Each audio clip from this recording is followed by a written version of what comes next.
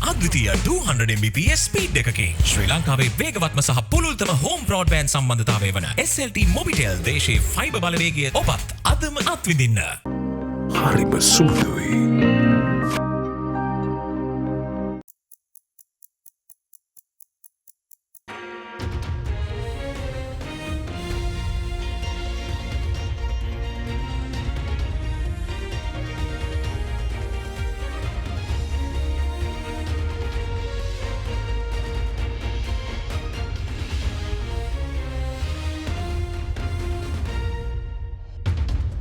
Tonight on First at 9, this Sunday, the 4th of June 2023. Concrete economy. Government will provide assistance to competitive local companies to improve, but non-competitive firms cannot expect special treatment, says the President. All that we have promoted in the last 10 years has been a concrete economy. While we want our construction companies to grow and our real estate companies to grow, we will also encourage others to come if they meet our standards. Unchaining process. Special State-owned Enterprise Restructuring Unit says the aim is to create efficient commercial enterprises through a transparent mechanism. We have to focus on a lot more than just privatizing or unchaining enterprises. Every enterprise cannot be privatized or unchained. Towards stability. How can the Sri Lankan economy grow faster to recover from crisis? Former IMF economist Dr. Shamini Kure to join us live in discussion. Alliance Finance මෙතුරු රන්නයි සේවාවෙන් රන් පවුම්කට රුපියල් 1,70,000ක ඉහළ අධිකාරමත්. ඔබේ විශ්වාසය දිනු සෙන්සුරයින් දැන් ළඟමැති ෆාමසියෙන් ලබාගත හැක. From AdaDerana, this is AdaDerana First at 9 with Indivadi Amuwata. Live from Studio 24 in Colombo. And a warm welcome. You're joining us on your prime time English news service on AdaDerana 24. Let me take you straight to your top story tonight.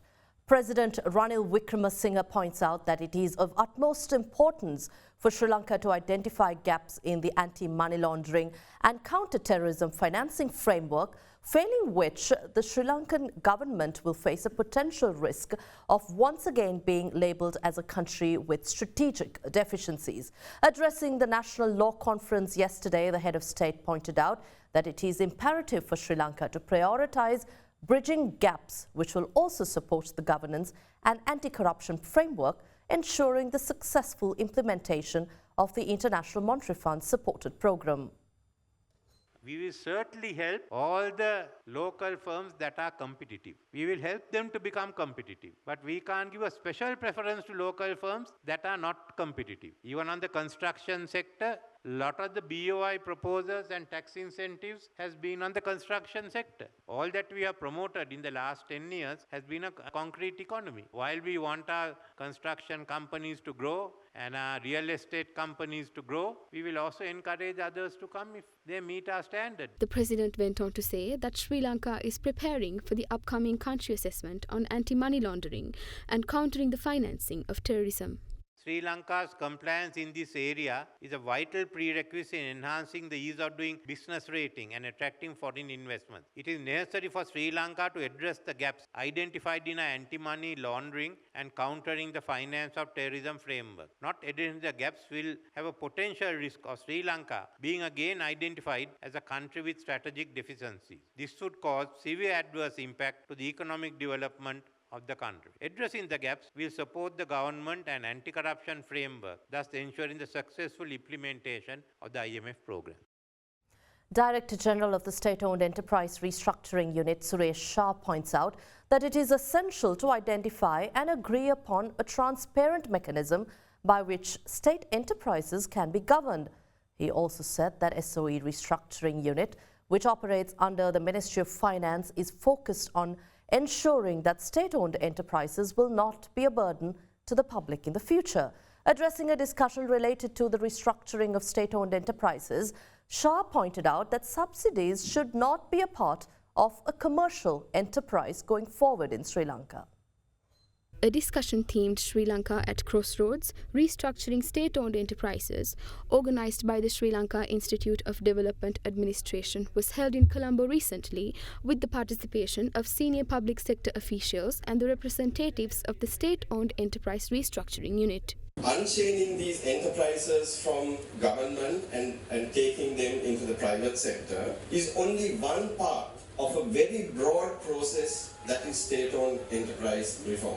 We have to focus on a lot more than just privatizing or unchaining enterprises. Every enterprise cannot be privatized or unchained. The government needs to control certain entities. So what we need to do in this whole state-owned enterprise reform program is to figure out a mechanism of how those entities can also be governed. We are financially challenged, we might even say bankrupt as a country. In a financially challenged country, what is the value of the treasury guarantee?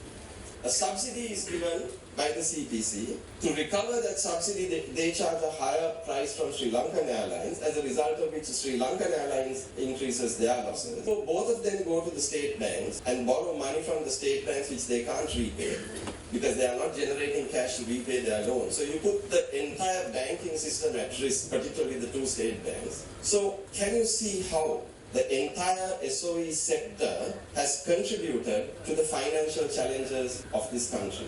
So when we talk about state-owned enterprise restructuring, we have to address every one of these issues. Firstly, these subsidies should never be parked within a commercial enterprise. These subsidies should be taken into the budget of the government. It should be taken into the government expenditure. So if the government takes a decision that the citizens of the country require a subsidy, then the government needs to establish a mechanism to ensure that that subsidy comes into the government's budget rather than stays in the enterprise's budget. Because if it stays in the enterprise's budget, what will happen at some point is what happened to all of us. Secondly, we need to appoint proper boards to these enterprises, proper management. We need to have professional boards appointed for these enterprises. People who have the skill, the capacity and the experience to run these enterprises. So we need to implement a strong system to ensure that boards of SOEs are filled with the right people so that whatever our unit does is focused on making sure that going forward, the SOEs will no longer be a drain on the country's resources, that it will no longer be a challenge for the country. And how fast can the Sri Lankan economy grow? What measures should we take? As promised, we have invited to our studios a former director of an IMF department, Dr. Shamini Kure, who is also an advisor, a member to the Presidential Advisory Group on Sri Lanka's economic recovery and debt restructuring talks. A very warm welcome to you, Dr. Kure. Thank you. Thank you for having me. We're talking about, we just heard the President also say that non-competitive firms cannot ask for support from the government. But at the same time, we're talking about an entire economy that went through tough times and are still going through these tough times. So how can we look at a fast economic growth path, and what measures should we take? Yeah, you're absolutely right. We have to get growth going. We have made some progress with inflation, so that's great. Interest rates are coming down, so this is one way in which the economy can recover. The other way, to the President's point, is that we have to stop the kinds of subsidies that we've been giving, particularly state-owned enterprises, but others as well, through tax exemptions. Now, you know, Sri Lanka has, I think people know, a very low tax ratio. It's about 8%. That's one of the lowest in the world. We've got to get to something like 18% if we are to really be fiscally sustainable. Now, we are not collecting taxes from the very well off. You know, the tax there's a lot of talk about tax policy, you know, the rates, you know, whether it's 36% or, you know, whatever percentage, but that is not the issue. Well, that is a less of an issue by actually collecting the taxes. We do not collect enough. And so it's a good step that everybody has to have a tax ID number, and the professional bodies are now going to be, you know, within the tax net. But we need to do more to tax the big corporations and not to give tax exemptions to BOI or the strategic development projects. This is a really bad idea. So when the president talks about not helping non-competitive firms, it's also important that we don't try to figure out who's competitive and give them a tax break. What we need to do, the government needs to do, is to create an enabling environment with reliable electricity, easier access to imports so that they can also export, things like that. Those are important for businesses. So I think, you're talking about the larger taxpayer unit as well.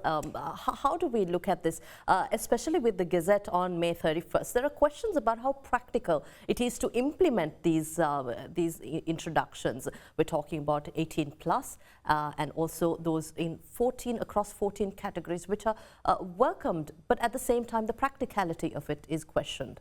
So it is not it is very practical in this sense. Every other country manages to do this. How come we're at the bottom of the pile?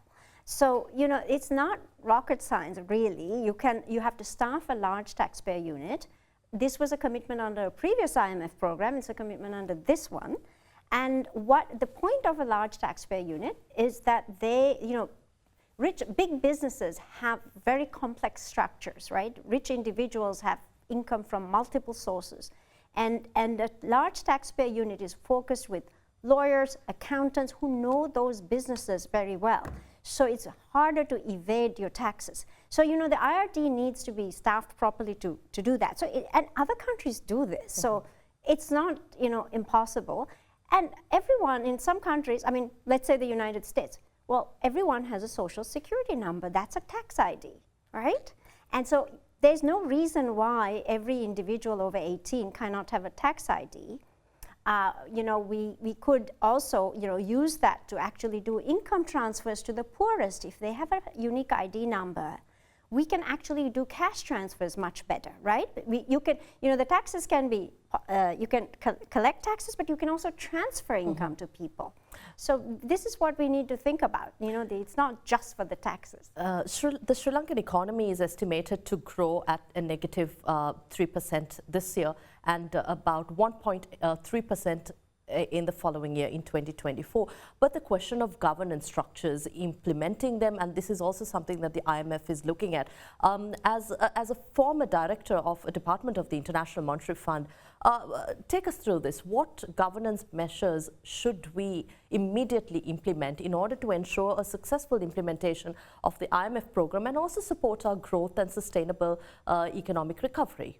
So like everything in the IMF program, right, it's not really about the IMF, it's about us, right? This program, we would have to do even if we were on our own. So this is one thing people really, it's not something imposed from the outside. We need to own this. So one of the ways in which governance can be improved is to strengthen institutions. One of the most important things right now in front of Parliament is to strengthen the independence of the central bank. People are a bit afraid of this, but this is important to prevent the abuses that happened in the past. So you have to give a target for the central bank to meet for inflation, but then give them the independence to achieve that target, which they currently do not have. And the very important thing is we need a 2/3 majority to prevent a future case where the central bank is forced to lend to the government. The central bank is not the banker to the government. The business of the central bank is to ensure price stability, not to fund governments. So we have to make very sure that this bill does not, has a provision that prevents the government from getting the central bank to finance deficits. That will ensure some fiscal discipline. And so this is one of the big governance improvements. The large taxpayer unit, it's a governance issue. Not collecting taxes from the well-off is a governance issue. So we've got to strengthen the tax institutions. The other thing we have to do is, frankly, there is a commitment under the program to have a transparency platform, to publish the procurement every 6 months, to list the companies that have benefited from tax exemptions, and to list the individuals that are benefiting from a vehicle import exemptions from the tariffs.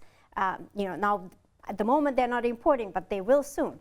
So those are the kinds of things we have to have transparency. We got to, there's sort of, things are just hidden. Right. So there's a lot of things that we can do now, without much ado, to put more information out there, because we are not going to attract foreign direct investment unless we create an environment in which things are transparent, there's honest tax administration, right, fair, and also that, you know, the rules of the game are clear and they're stuck to, right? You don't have arbitrary, you know, some politician interferes in something. You know, no foreign direct investor wants to deal with these things, so we have to realize that. Very quickly, I'd also like to talk about the import restrictions. Government is talking about relaxing or lifting some of the restrictions on many items.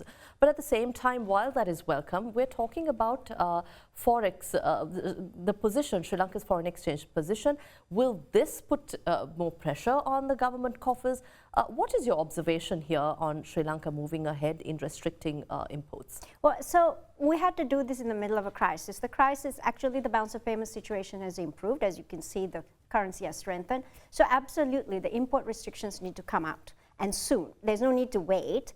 It's not going to affect, you know, if it does affect the exchange rate, it might weaken a bit. This is a flexible exchange rate, and the central bank will ensure price stability. It's not the business of the central bank to control the exchange rate, right? But the most important thing to realize is that, look, our exports it used to be 39% of GDP in the year 2000. In the year 2021, it's at 17.7%.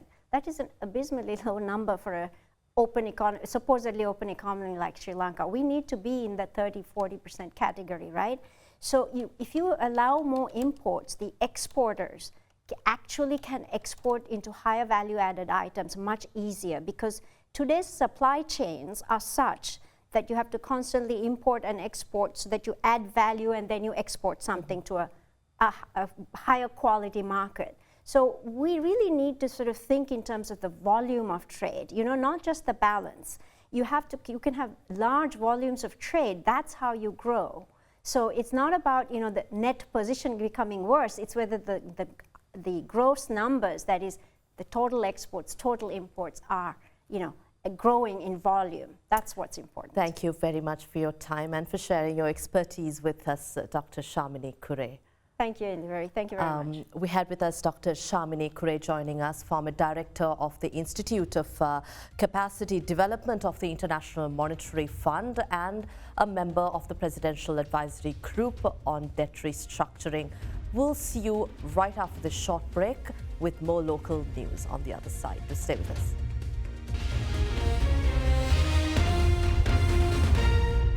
ගොඩමඩ පෙරලි කරන බලපුළුවන්කාරයා මහින්ද්‍රා යුවෝ ඩීමෝ වෙතින්. වැඩම ගොඩයි ගොඩම තමයි. ස්වරාජ් tractor ඩීමෝ වෙතින්. Abans මිඩ්ඩිය madness sale 50% දක්වා වට්ටම් සමග මාස 24ක් දක්වා පොලි රහිතව ජුනි 20 වනදා දක්වා පමණයි.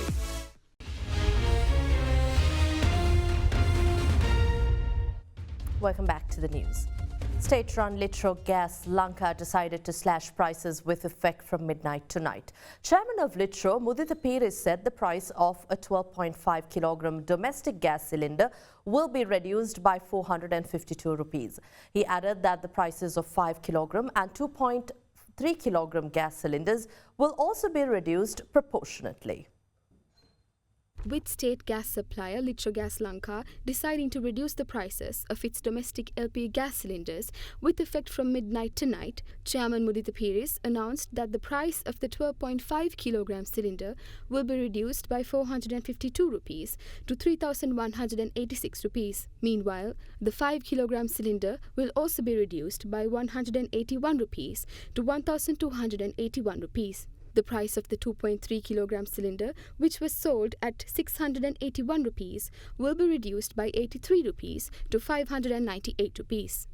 ප්‍රධාන කාරණය විදිහට ලෝක වෙළඳ පොලේ ගෑස් මිල පල්ලෙහාට යෑම, දෙවැනි කාරණය විදිහට රුපියල නැවත වතාවක් අපේ රටේ ශක්තිමත් වීම. දැන් මේ ගෑස් සිලින්ඩර බෙදා හැරීමක් සිද්ධ වෙන්නේ නැද්ද? නෑ, දැන් අපි අලුත් සිලින්ඩර් වෙළඳ පොලට නිකුත් කරන්න පටන් ගත්තා. පහුගිය මාසේ අපි 10000ක් විතර 12.5 සිලින්ඩර් ආනයනය කරන්න යෙදුණා. ඒ ටික බෙදා හැරීමේ කටයුතු වලට දැනටත් නිරත වෙනවා. කුඩා සිලින්ඩරුත් අපි ගෙනලා තියෙනවා. විශේෂයෙන්ම 37.5 කියන්නේ වාණිජමය අවශ්‍යතාවයන්ට ඒ උවමනා සිලින්ඩරුත් අපි ආනයනය කරලා මේ වෙනකොට බෙදා හැරීමේ නියුත් වෙලා තියෙනවා. දිගින් දිගටම නව සිලින්ඩර් වෙළඳ පොලට නිකුත් කරන්න බලාපොරොත්තු වෙනවා උවමනා ප්‍රමාණයෙන් පමණක්. විශේෂයෙන්ම ඉදිරියේදී සාමාන්‍යයෙන් මාසකට සිලින්ඩර් 10000කට වගේ ප්‍රමාණයක් නිකුත් කරන්න බලාපොරොත්තු වෙනවා අපි.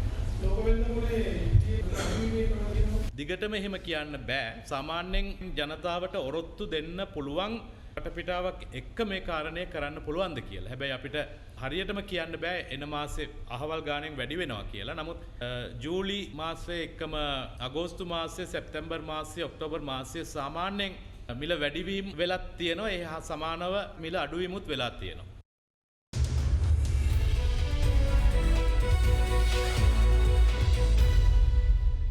Taking you to business news. In response to a question on why Treasury bond auctions are halted in Sri Lanka, Central Bank Governor Dr. Nandalal Veerasinghe said such a decision was taken due to the prevailing uncertainty in the market. Addressing media this week, the Central Bank Governor said bond auctions will resume once debt restructuring talks are over. The bond auctions have not been happening. Is it held until the debt restructuring? I think if you look at when there's uncertainty on treasury bond, then I think it's not appropriate or it's not prudent to issue treasury bonds to raise at high interest rates, look into longer term interest costs for the government. That's why we basically recommended until they clear the restriction terms. So we will rely on short term instruments so that at least that government can manage the interest costs and they still not basically going into a longer term debt servicing. Governor, the money that comes from ADB, is it with the central bank or is it in the government account? And what will happen when you collect a lot of reserves for the IMF targets? Are they going to be adjusted up? ADB money usually is like a government borrowing. When they don't use rupees, they convert and sell that dollars to rupees, and we build up our reserves. They take rupees and use for social safety net or any other payment, whatever they want to use, they can use it. Those are budget support, so there's no specific restriction on how to use it. Government obviously don't need dollars, no, they need rupees for their debt service payment, rupees, all these things. So now you're getting all these reserves. How do you invest it? Is there a currency mix given the global volatility that is there? We have investment guidelines. Monetary Board has set guidelines of how to manage foreign reserves. What are the area risk management, risk parameters or portfolio limits and the exposures depending on rating. There's a huge guideline and the normal standard that we have been having this for several years now, that we follow the same practice. Governor, what is the progress of Central Bank new act? It's with the Minister of Finance. The next step is to submit it to the Parliament for second reading. I think first reading that was done, and then there was objection in the Supreme Court. Supreme Court gave determination. It has been submitted to Parliament. Now next step is to fix the date for the second reading and then a committee stage changes. I think as far as I know, there's no date fixed so far yet. So I think that probably Minister of Finance will decide probably in the short term. No moratoriums. I don't think there's no need to any moratoriums because interests are coming down. And the moratoriums was over for some time ago. No one is talking about it. There's been multiple trading platforms popping up in the internet and these applications that people can download from the App Store or the Play Store. Do they all need to be registered? If someone's actually introducing a trading platform, do they have to be registered with the CBSL? We don't regulate those trading platforms. Doesn't come under our central bank regulation. Only what comes are our regulation, illegal deposit taken by people. Then we have a present provision or public deposit taken by public institution or banking and other institution. Then that comes under our regulation. So there could be other activities. I don't think we have an authority to regulate or take actions against those. In international business, global trade is now slowing sharply after a rapid post-pandemic recovery in 2021 and the year 2022. Fitch Ratings said in a new report this week. Monetary tightening, fading fiscal support and service sector reopening are now weighing on global goods demand, which leapt extraordinarily during the pandemic period. The rating agency forecast world industrial production is also decelerating rapidly and services trade is rising, but services production is less globally specialized. Fitch forecasts global trade growth of 1.9% in 2023, a sharp reduction from 5.5% in 2022. That will align it with global GDP, which Fitch projects to grow by 2%, down from 2.7% last year.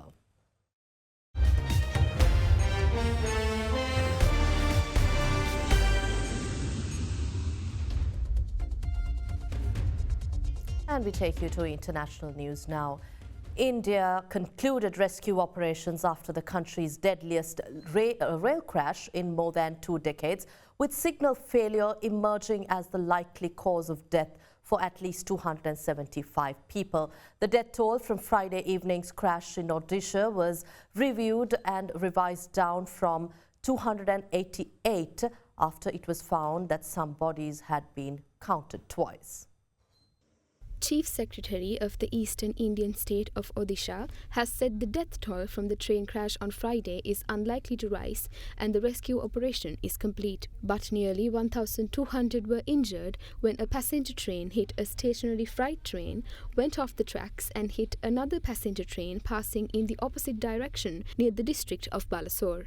A preliminary investigation indicated the Coromandel Express heading to Chennai from Kolkata moved out of the main track and entered a loop track, a side track used to park trains, at 128 km per hour, crashing into the freight train parked on the loop track. That crash caused the engine and first 4 or 5 coaches of the Coromandel Express to jump the tracks, topple and hit the last 2 coaches of the Yeshwantpur-Howrah train heading in the opposite direction at 126 km per hour on the second main track. State-run Indian Railways, which says it transports more than 13 million people every day, has been working to improve its patchy safety record, blamed the accident on aging infrastructure. Indian Premier Narendra Modi, who faces an election due next year, visited the scene yesterday to talk to the rescue workers, inspect the wreckage and meet some of the injured, and said those found guilty will be punished stringently. And that wraps up tonight's edition of First at 9 on AdaDerana 24. We'll see you again tomorrow at the same time with the very latest. I'm Indiveri Amuatra. Good night. For news and information you can trust 24 hours a day, visit AdaDerana.lk.